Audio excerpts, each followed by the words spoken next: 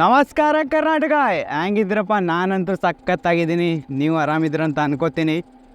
ನಾವು ಇವತ್ತು ಹೋಗ್ತಿರೋದು ಇತಿಹಾಸ ಒಂದು ಕೆರೆ. ಅಂದರೆ ಒಂದಾನೊಂದು ಕಾಲದಲ್ಲಿ ಈ ಕೆರೆ ಇಡೀ ಬಿಜಾಪುರ ನಗರಕ್ಕೆ ಕುಡಿಯೋ ನೀರಿನ ಒಂದು ಕೊರತೆ ಇತ್ತಲ್ಲ, ಅದು ನಿವಾರಣೆ ಮಾಡಿದಂಥ ಕೆರೆ.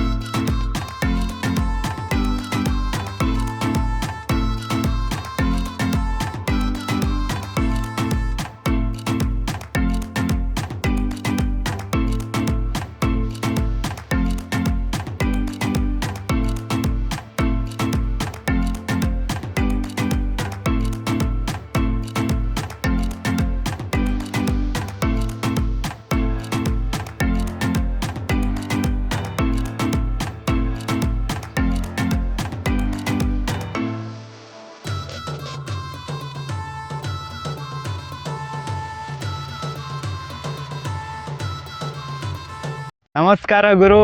ಫೈನಲಿ ಬುತ್ತಾ ಕೆರೆಗೆ ಬಂದಿದ್ದೀವಿ. 100 ವರ್ಷಗಳ ಹಿಂದೆ ಈ ಕೆರೆ ಇಡೀ ಬಿಜಾಪುರ ನಗರಕ್ಕೆ ಕುಡಿಯೋ ನೀರಿಂದ ಒಂದು ಕೊರತೆ ಇತ್ತಲ್ಲ, ಆ ಕೊರತೆಯನ್ನು ನಿವಾರಣೆ ಮಾಡಿದಂಥ ಕೆರೆ ಇದೇ ಕೆರೆ ನೋಡಿ ನೀವು.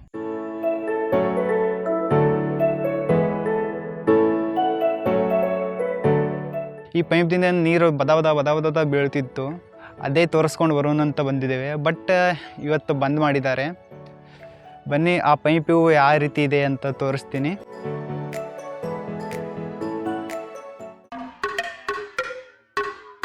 ಇದೇ ಒಂದು ಪೈಪ್ದಿಂದ ಇಡೀ ಕೆರೆಯು ತುಂಬ್ತಾರೆ ಗುರು. ಏನೋ ಹೋಮ್ಗಾಡಕ್ಕೆ ಹೋಗಾಕ್ತಾರ, ವಿಡಿಯೋ ಮಾಡಬೇಡ್ರಿ ಅಂತ. ಮತ್ತು ಇಲ್ಲಿ ಮಟ್ಟ ಏನು ಗೆಣಸ್ ಕಿತ್ತಾಗ ಬಂದಿದ್ದು ಗುರು.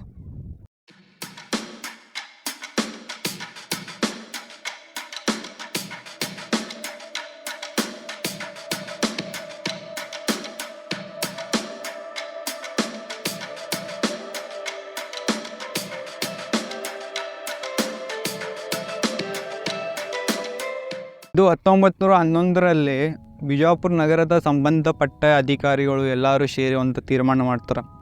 ಆ ಟೈಮಲ್ಲಿ ನಿರ್ಮಾಣ ಆದ ಇದು ಒಂದು ಕೆರೆ 1911ರಲ್ಲಿ. ಈ ಕೆರೆ ಬ್ಲೂ ಪ್ರಿಂಟ್ ಆಗಿದವರು ಸರ್ ಎಂ ವಿಶ್ವೇಶ್ವರಯ್ಯ. ಈ ಕೆರೆ ಯಾಕಪ್ಪ ಇತಿಹಾಸ ಒಂದು ಕೆರೆ ಅಂದೆ ಅಂದರೆ, 100 ವರ್ಷಗಳ ಹಿಂದೆ ಈ ಕೆರೆದಿಂದ ಇಡೀ ಬಿಜಾಪುರ ನಗರಕ್ಕೆ ಕುಡಿಯೋ ನೀರಿನ ಒಂದು ಕೊರತೆ ಇತ್ತಲ್ಲ, ಆ ಕೊರತೆಯನ್ನು ನಿವಾರಣೆ ಮಾಡಿದಂಥ ಕೆರೆ. ಅಂದರೆ ಇದೇ ಬಿಜಾಪುರಲ್ಲಿ ಇರುವ ಬುತ್ನಾಳ್ ಕೆರೆ ಇಡೀ ಬಿಜಾಪುರ ನಗರಕ್ಕೆ ಕುಡಿಯೋ ನೀರಿನ ಒಂದು ಕೊರತೆಯನ್ನು ನಿವಾರಣೆ ಮಾಡಿತ್ತು. ಈಗಿನೂ ಬಿಜಾಪುರ ನಗರಕ್ಕೆ ಇದೇ ಕೆರೆಯಿಂದ ನೀರು ಸಪ್ಲೈ ಆಗ್ತದೆ, ಆದರೆ ಯಾರೂ ಕುಡಿಯೋಕ್ಕಂತ ಬಳಸಂಗಿಲ್ಲ ಆ ನೀರನ್ನು. ಯಾಕಪ್ಪ ಅಂದರೆ ಈಗ ಎಲ್ಲರೂ ಫಿಲ್ಟರ್ ನೀರು ಕುಡ್ತಾರೆ. ಆ ಕಾರಣದಿಂದ ಈ ನೀರನ್ನು ಯಾರೂ ಕುಡಿಯೋಕ್ಕಂತ ಬಳಸಂಗಿಲ್ಲ.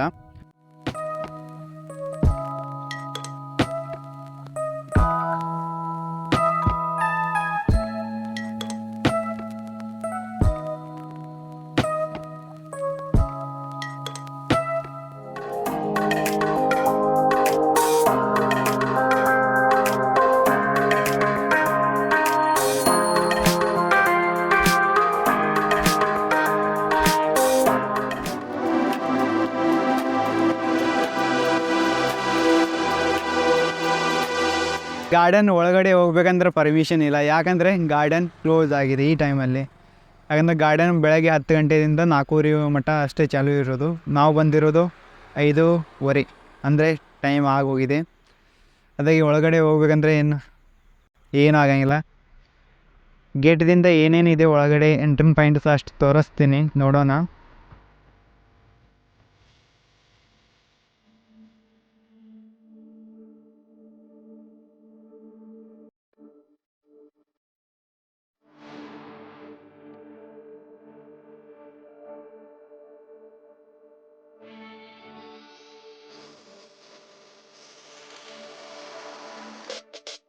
ಇಲ್ಲೇ ಪಕ್ಕದಲ್ಲಿ ಒಂದು ನಂದಿನಿ ಮಿಲ್ಕ್ ಅಂತ ಇದೆ, ಅಲ್ಲಿ ಚಹಾ ಕುಡಿಯಾಕತ್ತೀನಿ.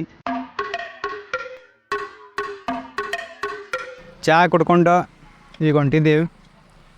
ಇಲ್ಲಿ ಬರಬೇಕಂದ್ರೆ 5:30 ಒಳಗಡೆನೇ ಬರಬೇಕು, ಅಂದ್ರೆ ಗೇಟು ಓಪನ್ ಇರುತ್ತೆ, ಆವಾಗಷ್ಟೇ ಒಳಗಡೆ ಹೋಗುವುದು ಸಾಧ್ಯ. ಮತ್ತೆ ಮುಂದಿನ ವಿಡಿಯೋದಲ್ಲಿ ಸಿಗೋಣ ಗುರು. ಜೈ ಕರ್ನಾಟಕ.